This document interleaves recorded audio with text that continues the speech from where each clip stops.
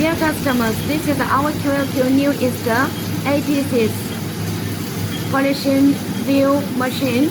So the function is to polishing the teeth, two sides and the outside.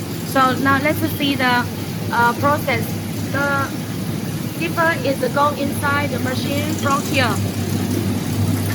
And this is the pressing part for number 3, number 4, number 5 can be shared on one set machine. And let's see the inside construction. Okay, you can see it's go inside. So first view here. So first view, second view, and then the third view, fourth view. So this is the downside construction. And let's see the upside construction. So the zipper come out from downside, and then go here, and go outside here, and go inside again. So here has the 5, 6, 7, 8 pieces view, and then go out from there. So the machine output is about 1,500 meters per hour.